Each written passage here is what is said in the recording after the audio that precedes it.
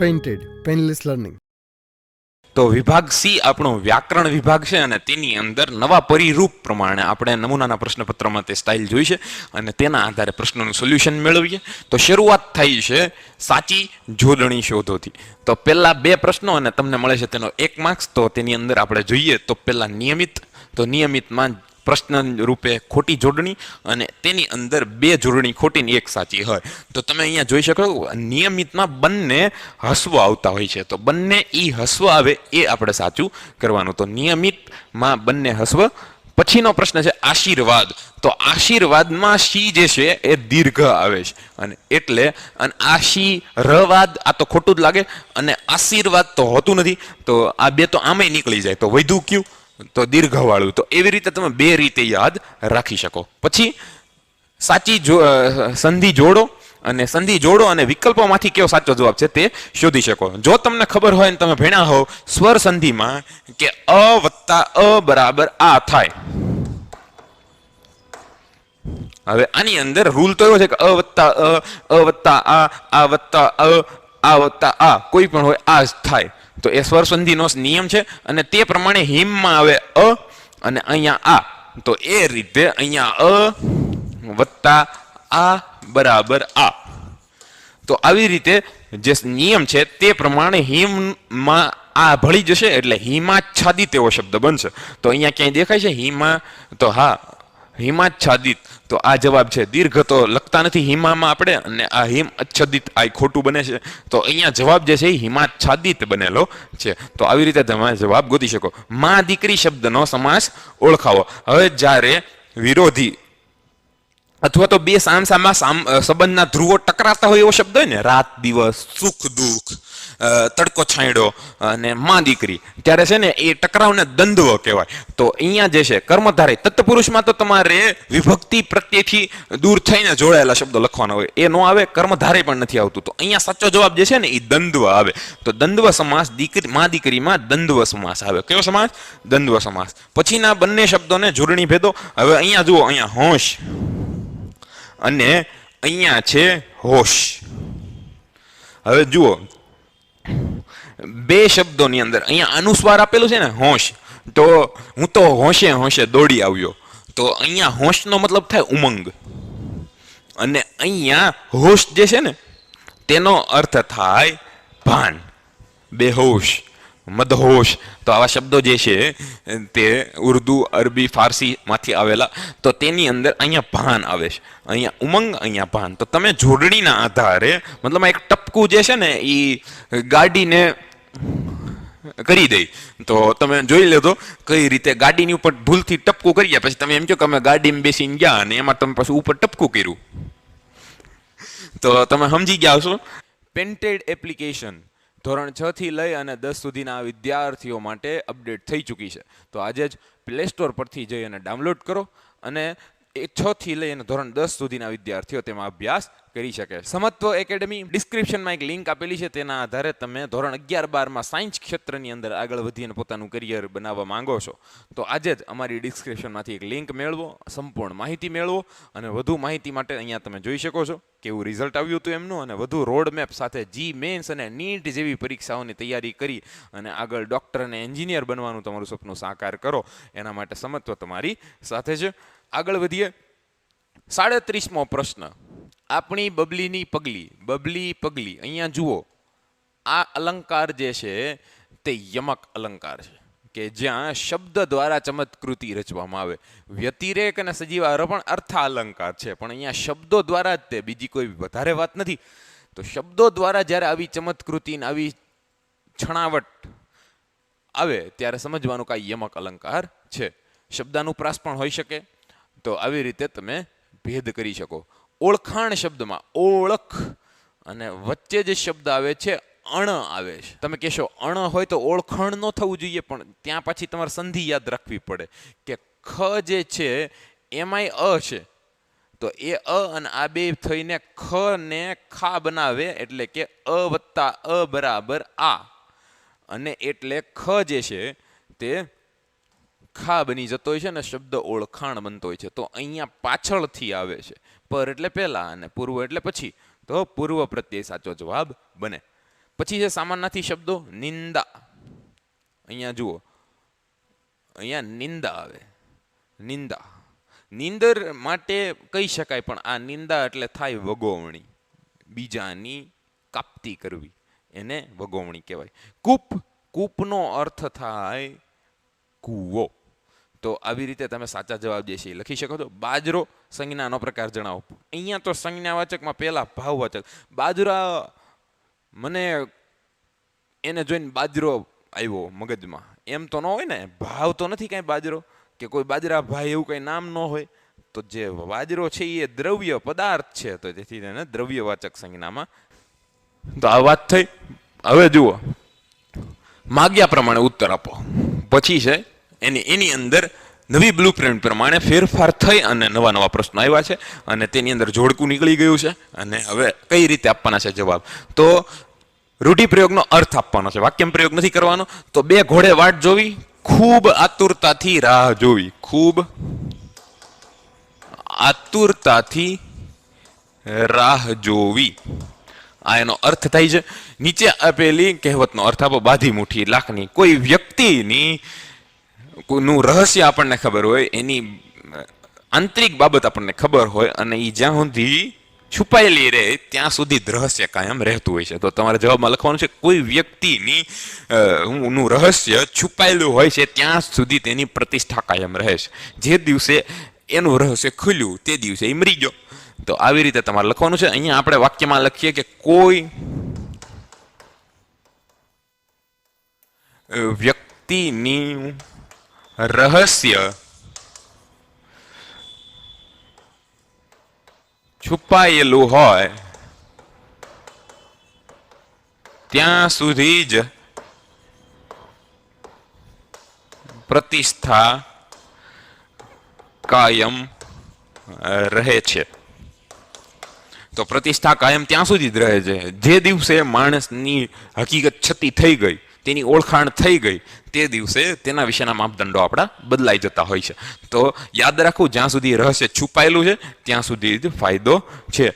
બધાના રહસ્યો હોય છે. તો આ વાત થઈ. હવે આવે છે ગાયનો સમૂહ. તો ગાયના સમૂહને આપણે ધણ કહીએ છીએ. શું કહીએ? ધણ. અને ગૌધન પણ કહેવામાં આવે છે. પણ અહીંયા ધણ જે છે, ધણ નહીં હો, ધણ, ધણ, એવી રીતે લખવાનું હોય છે. હવે એનો શબ્દ વિરોધી શબ્દ. વિરોધી શબ્દમાં યાદ રાખો, હંમેશા ચોકડી કરવી, અને ચોકડી કરીને પછી તમે બે શબ્દોને લખી શકો અને સીધો જવાબ લખો તોય વાંધો નથી. તો નિર્મળનો એક અર્થ થાય પવિત્ર, અને પવિત્રની સામે મલિન. મલિન, ખરાબ, તુચ્છ.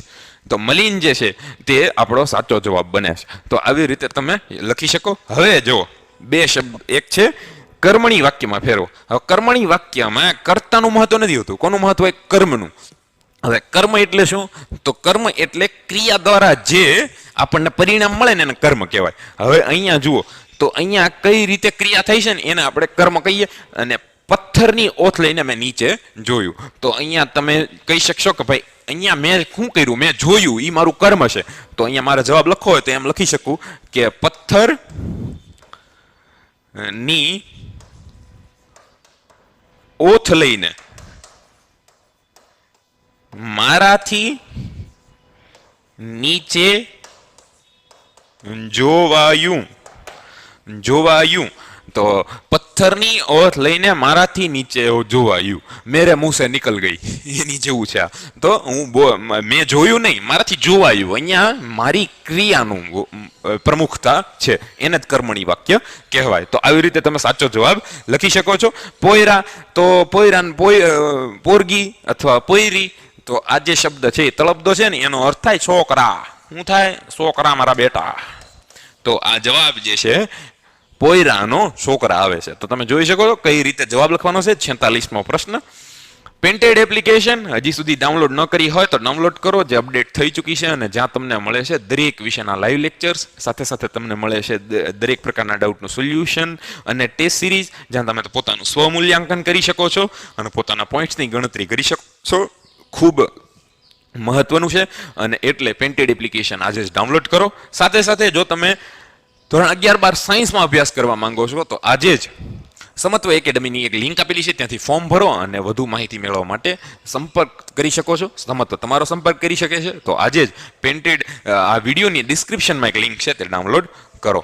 આગળ વધીએ. 47મો પ્રશ્ન, અને ત્યાં તમારે વિશેષણ શોધવાનું છે. તો વિશેષણનો અર્થ શું થાય? જે નામના અર્થમાં વધારો કરે તે વિશેષણ. હવે જુઓ, રાત્રે સપ્તર્ષિ તારાઓ જોવા મળે છે. હવે તારાઓ એ નામ છે. હવે તારાઓ એક તો રાત્રે જોવા મળે, તો એનું વિશેષણ શું? તો રાત જે છે એ સમય દર્શક છે, અને તારાઓ જે છે પણ ક્યાં તારાઓ? તો એની અંદર પણ વિશિષ્ટ વર્ણન છે, સપ્તર્ષિ, તો એ સંખ્યાવાચક છે. તો આવી રીતે આપણને અહીંયા બે વિશેષણ મળે છે. તમે કોઈ પણ લખી શકો છો, રાત્રે પણ લખી શકો, તો એ સમયદર્શક, અને સપ્તર્ષિ છે એ સંખ્યાવાચક થયું, સંખ્યાદર્શક વિશેષણ. તો અહીંયા નામના અર્થમાં જે વધારો કરે તે, ક્રિયાના અર્થમાં વધારો કરે તેને ક્રિયા વિશેષણ કહેવાય ને. એ આપણો 48મો પ્રશ્ન છે. દીકરી, તો એ નામ શું કે એને ક્રિયા કરી, તો દીકરી રડવા લાગી. પણ કેવી રડવા લાગી? એકાએક. તો અહીંયા જે ક્રિયાવાચક જે છે એ રીતિવાચક થાય. તો રીતિવાચક ક્રિયા વિશેષણ આપણને મળે છે. તો અહીંયા આવી રીતે તમે લખી શકો છો. પછી વાંચી અને તમારે નક્કી કરવાનું હોય છે. કટાક્ષ શબ્દના ધ્વનિ ઘટકો દૂર કરો, એટલે કે સ્વર વ્યંજન. તો અહીંયા ક છે, પછી છે ટા, અને પછી છે ક્ષ. તો અહીંયા આપણે એક એક કરી નાખીએ. ક માં હોય ક ની સાથે અ, પછી વત્તા તો ટા, તો ટ અડધો અને એની સાથે આ. ક્ષ જે છે એનું ખાસ યાદ રાખવાનું હોય. એમાં ક અડધો હોય, શંકરાનો શ અડધો હોય, અને અ અડધો હોય. તો આવી રીતે તમે જવાબ લખી શકો છો.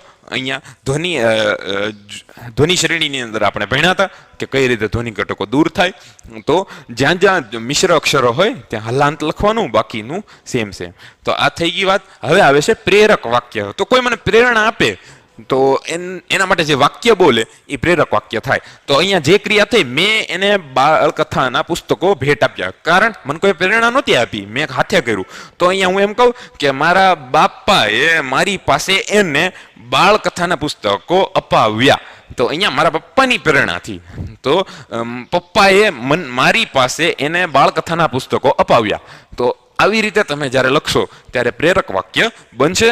અને પછીનો 51મો પ્રશ્ન જોઈએ. હણોના પાપીને દ્વિગુણ બનશે પાપ જગતના.